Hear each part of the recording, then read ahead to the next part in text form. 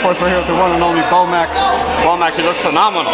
You see the six-pack through the shirt? Yeah, man, sharp, man, sharp, man. Been training shit last couple of months for this fight. We knew we was getting close, so shit, man. We started training back in March. You know what I'm saying?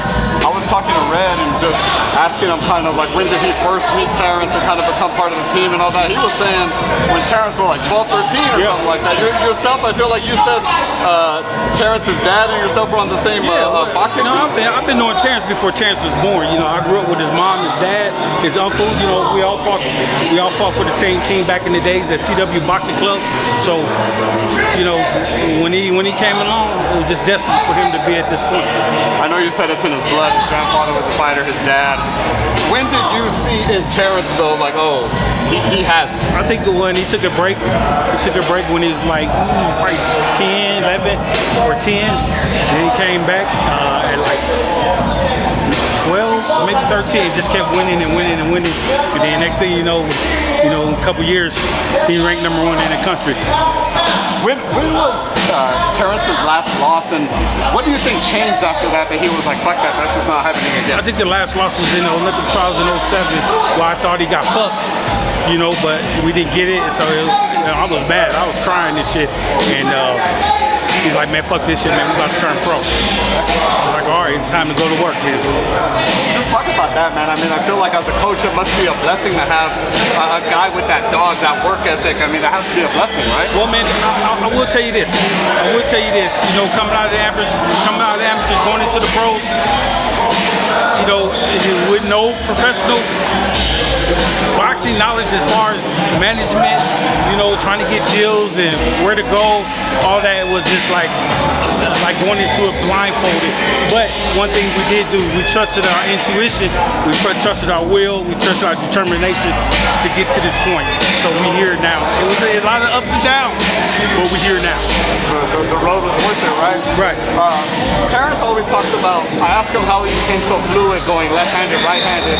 He said he just did it and then they just kind of let him keep doing it. Talk about that. When did you first start seeing like, damn, he's just as good the other way? When he was younger, like 13, 12, 13, he just started going back and forth.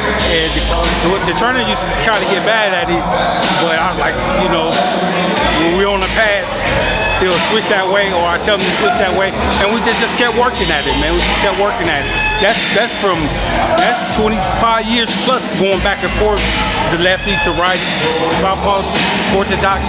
So man, you know, used to it by now. I feel like people say he's like the most fluid, at least since, you know, maybe Marvin Hagler, maybe even better than the way Marvin did. You can see the way that we work, how we work there. With 3 different guys going in there, we switched, you know, different both ways. So he's there. He's there. You know what I'm saying? He's there. So that's how we've been working since he was a kid. Talk about that. It's a very interesting dynamic. It's you, it's Red, it's Isaú. Yeah, like well, you know, the reason why we can do it is because of the fact that we've been doing it for so long. We've been doing it since he was 8, 9 years old. So just switch it off going around. And we even got Bernie in there. Bernie gets in there every now and then and gets to and work with Bud on the pass. So it's just something that we just been doing, just like walking the dog every day. We go in there and we work with Terence since 12, 13 years old. When did you start seeing and maybe manifesting for him like, wow, like we're gonna go to the top with this shit? Like I see. You know, I really didn't pay no attention to it because it's a lifestyle with us, man. You know, we live this every day, and you just really don't pay no attention to it till you actually just step out and look at it. You're like, damn, motherfuckers is cold, man. Damn. Or you got people coming up to you, man, you did this, you did that. You know, I don't ever think about it. I don't ever think about the accolades and all.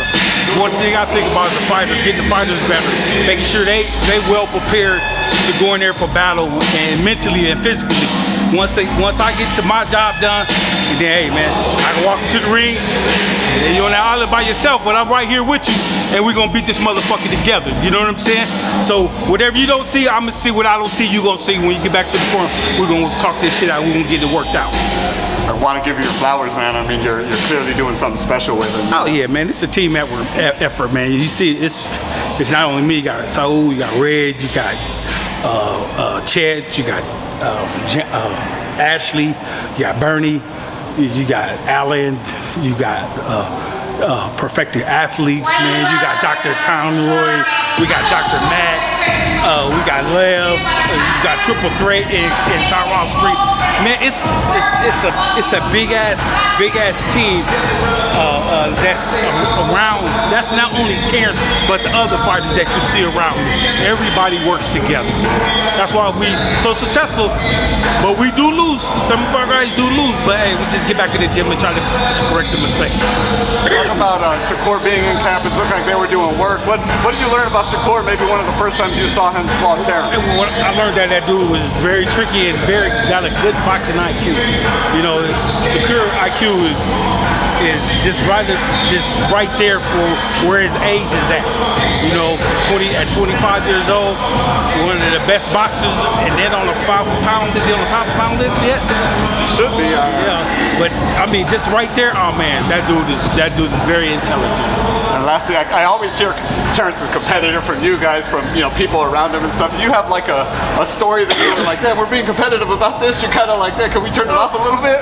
No, I don't ever want him to turn it off, man, because you always want him to keep that edge on him, to keep that chip on his shoulder. And the most important thing that I like is the world that don't know him personally, they keep doubting him. Y'all keep doubting him if y'all want to. Let him keep that chip on his shoulder. Don't all wait until he step out the ring. Then y'all gonna miss him. You better appreciate him now. That's a bad dude, man. That's a bad dude. I'm telling you. What's the last thing you beat Terence Crawford in? Like a card game, a basketball shot, something? 8-ball pool on the phone. Oh, you did? Oh yeah, we do 15, 20 games a day. Hey, I'm talking. We get to $2,000, $3,000, man. You know what I'm saying? Hey, playing them games, man, and just relaxing at the house, man. You know what I'm saying? Or we might be playing chess on the phone or play chess on the board. So when he loses, does he try to like, "Oh, I'm gonna play again right away"? No, when he loses, you just got to be like ready to wrestle around. You gotta be on point after that. Yeah, exactly. Well, Mac, thank you so much for your time, sir. Best of luck. What website you at? KO Art of Sports. KO Art.